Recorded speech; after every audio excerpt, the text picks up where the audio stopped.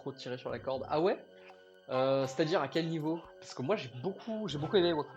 Moi généralement j'aime beaucoup l'univers étendu en Kama, notamment la saison 3-4, moins de romance et de drama inutile. Je suis pas d'accord parce que, enfin, pour moi c'est un truc fondateur de Wakfu, justement les romances et compagnie. Ouais, Pimpin et Eva, mais de toute façon Pimpin et Eva, leur romance elle est mise de côté, hein. Pimpin et Eva ils ont plus vraiment de scène de romance. C'est la relation parent-fille, enfin parent-enfant qui a développé après. Parce que Pimpin et Eva, leur relation, elle est développée dans la saison 1, elle atteint son apogée dans la saison 2, mais elle est finie dans les films Wakfu, ils ont leur mom, ils s'aiment, ils savent qu'ils s'aiment. J'essaie Wakfu, pareil, trop pour enfants. Ah non, auteur, t'as du bol que je sache pas encore ban quelqu'un, hein. J'ai presque envie d'aller chercher, savoir comment ban quelqu'un pour dire c'est comme ça.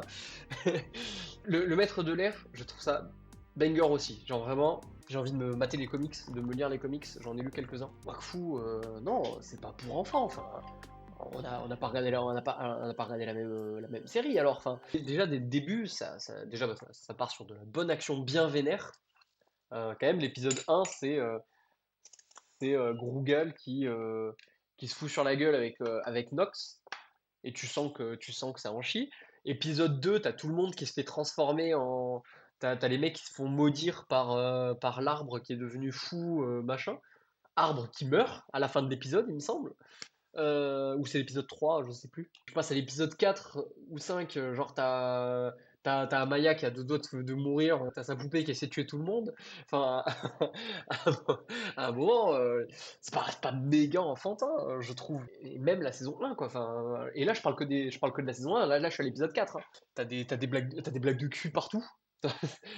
Ça fait, t'as Pipin qui meurt 3 fois par saison. Non, Pimpin, il meurt. Il y a des blagues que t'as du mal à comprendre quand t'es môme, t'as de l'action, de l'aventure. Après que les graphismes te fassent penser à ça, parce que c'est vrai que c'est mignonné, c'est rigolo, c'est très coloré.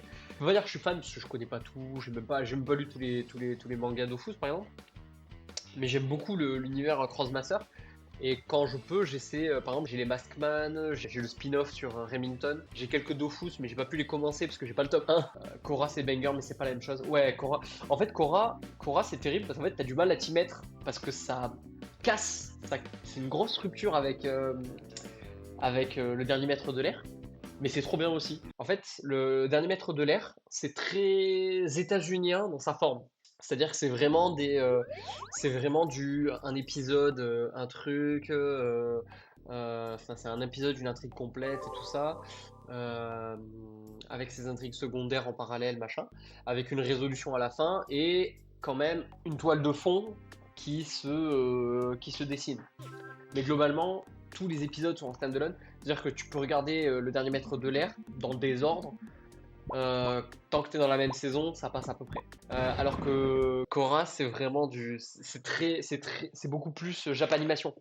Déjà dans la forme, Bravo, l'animation de les Korra, elle est très Spice! Pour inspirée vous remercier, le Japanimation. groupe vous offre la Golden Master Euh, Gift Card. dans sa forme, dans son rythme et dans son découpage. Alors que le dernier maître de l'air, voilà, c'est full filler. C'est pas vraiment que c'est full filler, mais la saison 1, c'est pas vraiment full filler, mais ouais. Et la saison 3, il y a genre 3 fillers et tout le reste, c'est du scénario. Ouais, c'est ça, c'est ça aussi. En fait, c'est parce que c'est vraiment une série états-unienne sur un système états-unien. Par exemple, là, il y a quelques années, je me suis maté, c'est les X-Men Evolution. Et en fait, c'est la même forme. C'est-à-dire que au début, tu as des épisodes stand-alone.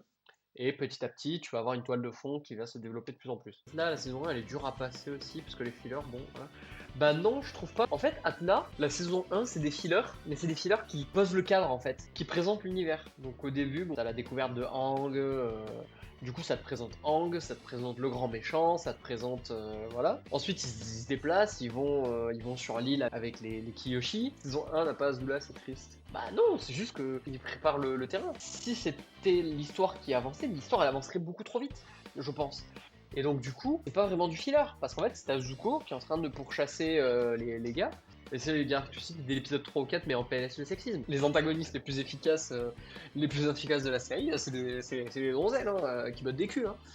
On est dans les années 2000 aux States pour rappel. Ouais, c'est ça, mais oui. On parle du final de Korra, enfin, on va pas spoiler, mais voilà. T'as pareil un peu dans Wakfu. Evangeline, c'est le seul personnage responsable, intelligent. Il y a Hugo qui se démerde, tu vois, mais les autres, c'est des bourrins stupides. On va dire que t'as peut-être un peu plus le syndrome demoiselle en détresse dans Wakfu. Sokka, c'est un gros bof machiste qui est en mode. Tu vas voir un bébé, je vais te montrer, et il se fait péter la gueule. Et les meufs, elles lui expliquent, bah voilà, que tranquille, mais on peut vous péter les dents et vous démonter les rotules. Enfin, Katara au début, elle est sympa et tout ça, et après, ouais, elle pète, elle pète des gueules. Hein. Faut pas la faire chier au bout d'un moment. Pitoff, pareil. Le grand méchant, c'est quand tu remontes à tous les mecs du feu, ils sont tous. Enfin, plus ou moins, ils sont tous méchants parce qu'ils ont décidé d'aller envahir tous les autres pays. Parce que. Mais justement, en fait, c'est ce mec monolithique en haut, il a son but, et du coup, il y a tout. Oui, les colonisations. Mais je sais pas s'ils justifient de pourquoi ils veulent coloniser. Euh, Et du coup, t'as tous les. Ils se croient civilisationnellement supérieurs. Ben voilà. Mais en même temps, l'armée du feu est inspirée du Japon. Hein. On a dit une petite référence au Japon au XXe siècle. Le Japon d'Hirohito. Du coup, ce que je disais, c'est que t'as en haut qui est monolithiquement le grand méchant qui veut envahir, coloniser tout l'univers. Tout autour, il y a toutes les ramifications des personnages. Donc, et en fait, c'est ça qui va être intéressant. Ça va être leur rapport à la conquête du père. Et tous les autres personnages, que ce soit Hiro, Zuko, Azula, même les sous-fifres, un peu moins, genre le général je sais plus quoi, là, qui va buter les poissons et tout ça.